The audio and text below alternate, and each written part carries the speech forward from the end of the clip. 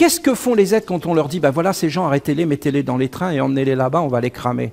Eh bien, ils disent, ils éteignent leur conscience, ils appellent un être réflexe, et en fin de compte, ils sont possédés par un monde, ils ne peuvent pas faire autrement, mais à l'intérieur, ils rêvent d'autre chose. Et ils partent dans des rêves.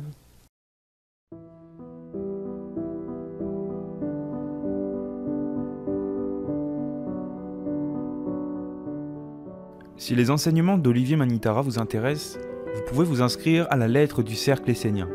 Chaque semaine, nous vous partageons des pépites de sagesse que nous allons chercher dans les archives de la bibliothèque essénienne. Vous serez également tenu au courant de toutes les nouvelles sorties de formation et de toutes les rencontres du Cercle Essénien. Si vous voulez vous inscrire donc, il y a un lien dans la description. Qu'est-ce que ça là, un génie?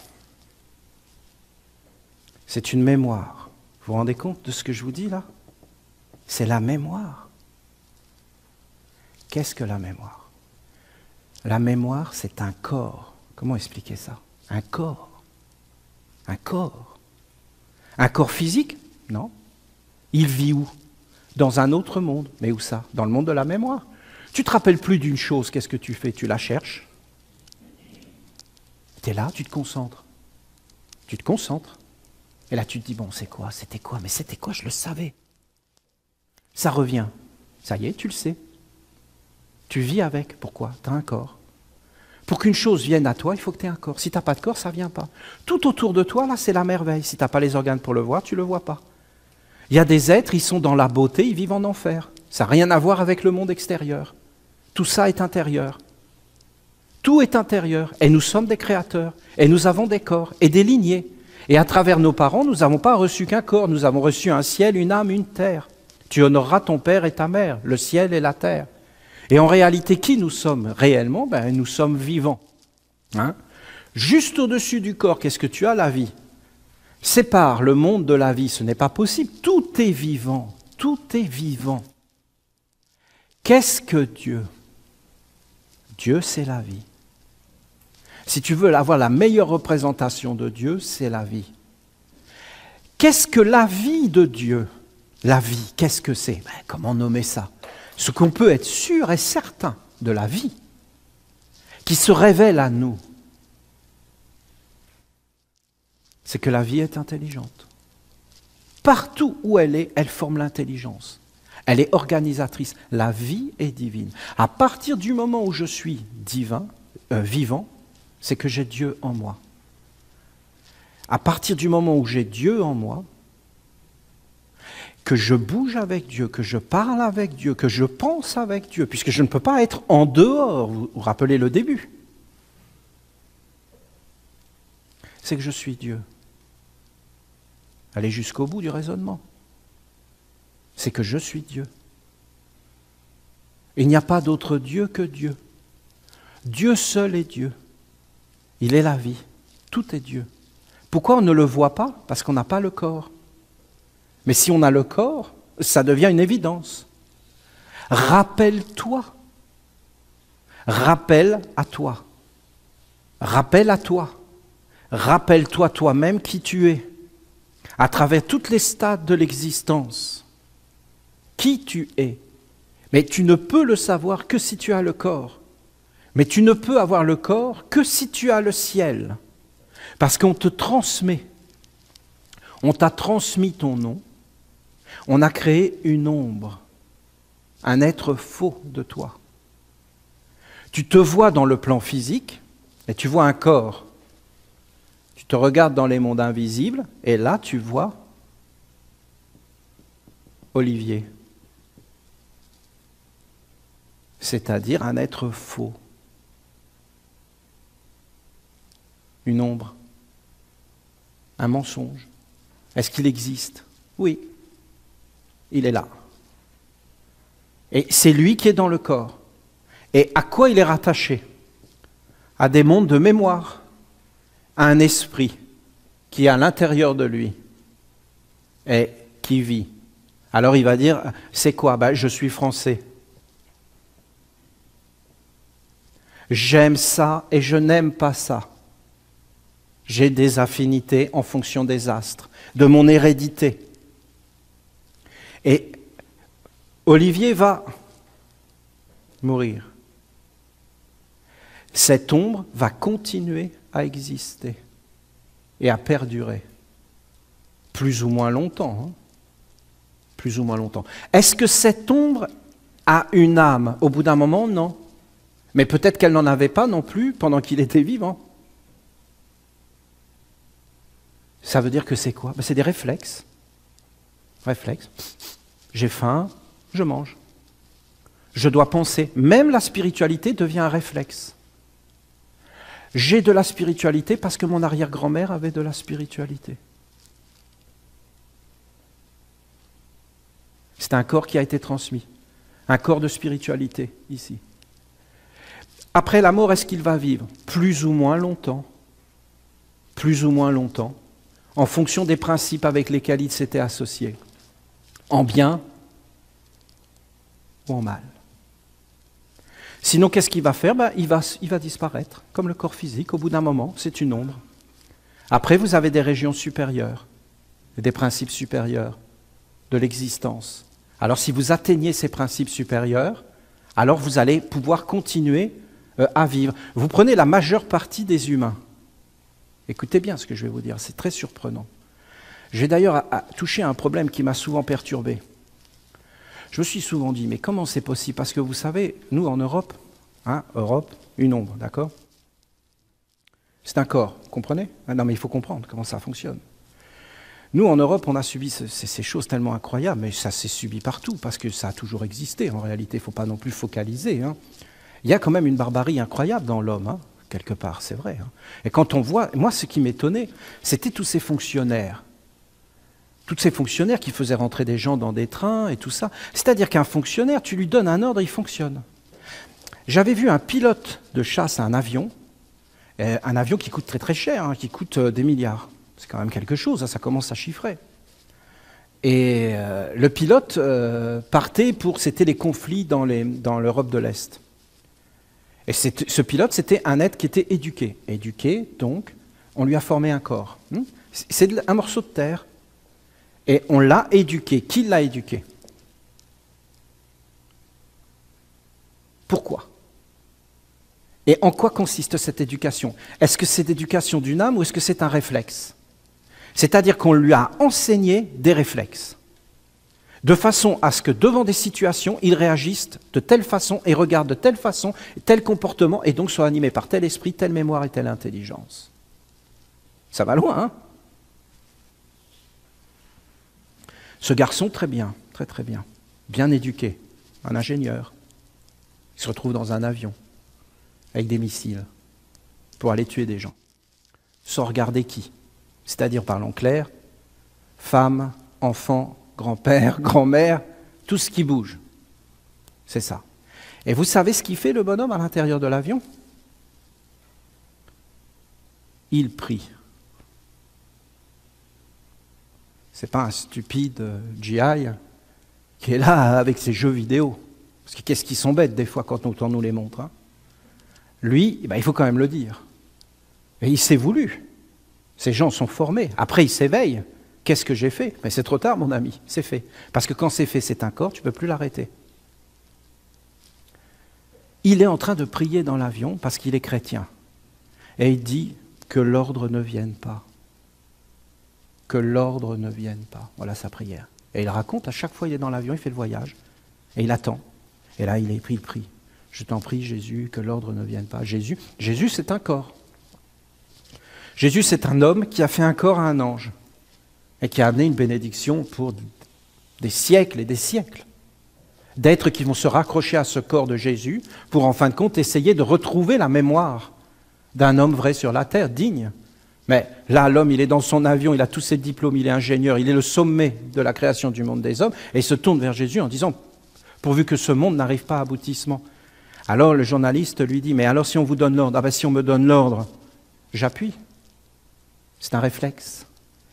Ça n'a rien à voir, écoutez ce que je vous dis, ça n'a rien à voir entre le fait d'appuyer sur un bouton et le fait de ce qu'il est. Mais cet homme est un être mauvais? Non, pas du tout. Il y a une différenciation. Comment expliquer ça?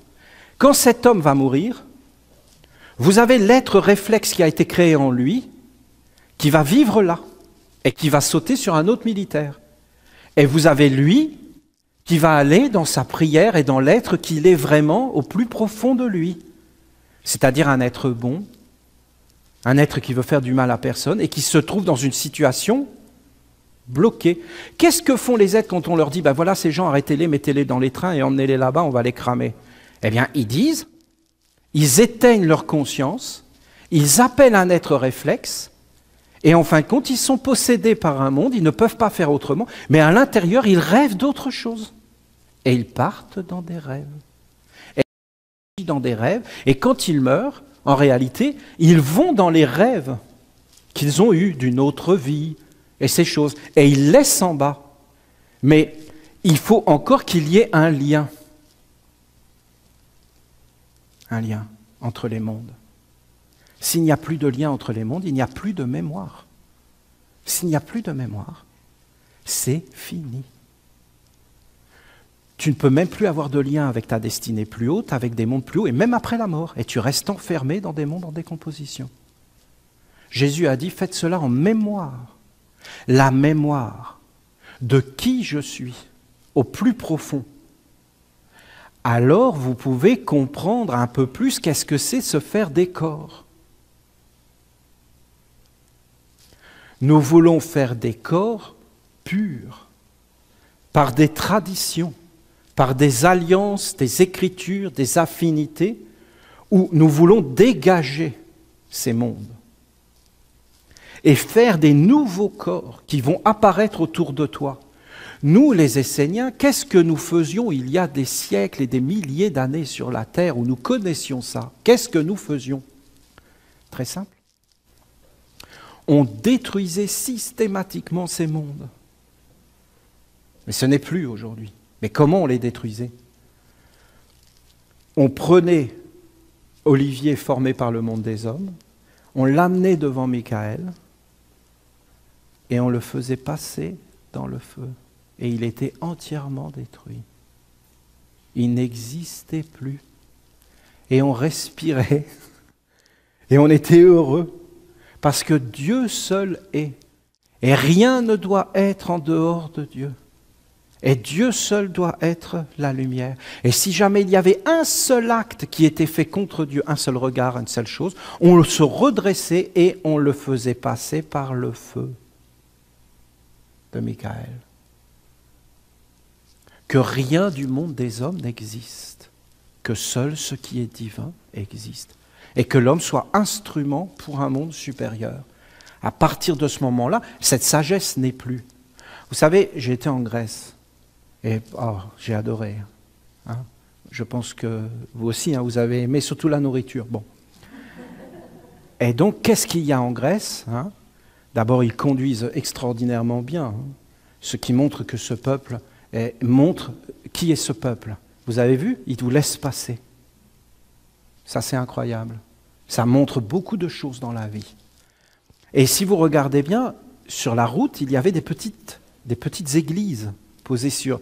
Et c'était tous les morts qu'il y a eu là. Et ils mettent des petites flammes. Ce peuple peut faire ça parce qu'ils sont dans la religion. En France, ils ont voulu faire la même chose, mais comme ils ne sont pas religieux, alors ils ont mis des ombres. Et c'était macabre. Des ombres noires. Ils ne savaient plus quoi mettre. Ils ne peuvent pas mettre des croix, ils ne peuvent pas mettre... Pourquoi ? Parce que quand il y a eu un accident, il y a automatiquement le corps de l'accident qui va chercher à reproduire systématiquement l'accident. Il faut donc mettre à sa place des prières. Qu'est-ce que faisaient les gens avant, les prêtres? Ils prenaient ces images et ils les dissolvaient. Ils les faisaient disparaître. Qu'est-ce qu'on devrait faire après la mort? On devrait faire disparaître tout ce qui n'est pas divin, pour aller vers un monde divin. Mais les hommes ne peuvent pas faire ça, parce que si tu fais disparaître ce qui n'est pas divin, il reste quoi?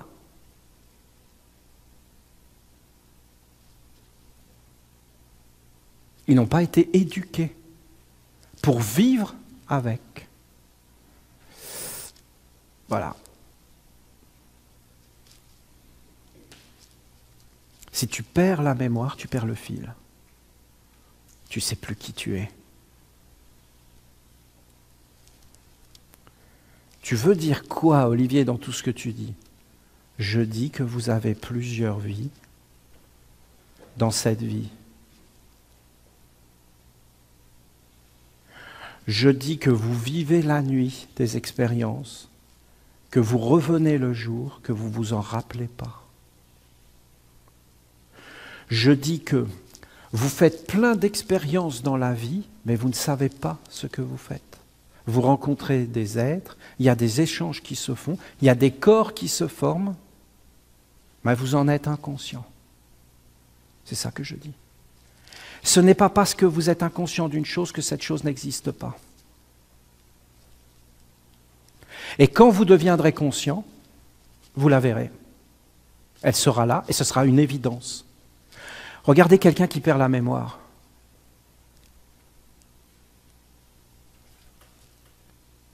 Ben, tu es en face de lui, il ne te reconnaît pas. Il ne te reconnaît pas. Tu es en face de lui, tu as vécu avec lui? Non, je ne te connais pas, non, t'es qui? Il est mort? Non, non. Il sait marcher. Il y a des êtres qui perdent tellement la mémoire qu'ils perdent l'usage de la parole, de la marche et tout ça. C'est-à-dire que tout a été enlevé. Mais ça a été fabriqué, toutes ces choses. C'est vivant, c'est réel. C'est dans un monde. Vous avez un aperçu d'une science et d'une sagesse. Le but de l'existence, c'est de sortir de ce monde sans ombre, sans avoir généré d'ombre, mais d'être la pleine lumière. Et là, je ne peux pas vous en dire plus. Je vous dis que c'est un chemin et qu'il faut une volonté collective, ce que nous sommes en train de faire, qui est déjà un miracle, hein, dans notre époque où tout est écrit, parce que comprenez bien ce que je suis en train de vous dire, hein, votre vie, elle est écrite. Votre vie, là, elle a été écrite avant même votre naissance. Écrite. Et vous n'avez fait que rencontrer des alliances. Et si on se rencontre aujourd'hui, c'est parce que c'est écrit, que c'est à l'intérieur de vous. Mais maintenant, ce que vous faites là, c'est de faire quelque chose qui est écrit, mais dans des mondes supérieurs. Si vous commencez à créer des corps, mais il faut créer des corps, il faut vraiment comme faire toutes ces pratiques, et au bout d'un moment, ça fera un corps. Et en réalité, il y a ces deux mondes. En permanence dans tout ce que tu fais. Et dans tout ce que tu fais, tu engendres un corps. Et tout ce que tu engendres sur la terre, tu le récolteras dans un autre monde. Et qu'est-ce que tu feras quand tu seras mort? Tu le digéreras. Et après, qu'est-ce que tu feras? Une fois que tu l'as digéré, tu t'éteindras. Et tu renaîtras dans un nouveau corps. Et là, tu essaieras de trouver la mémoire. Mais qui tu es? Qui tu es? Réellement, qui tu es? Voilà la question fondamentale. Qu'est-ce que le monde tout autour de nous? Voilà l'éveil. Bonjour à tous, j'espère que cet extrait de conférence vous a plu. Moi je m'appelle Thomas Cahuzac et c'est moi qui vais fouiller dans les archives de la nation essénienne pour trouver ces passages d'Olivier Manitara que je trouve pertinents pour vous, pour participer à votre chemin.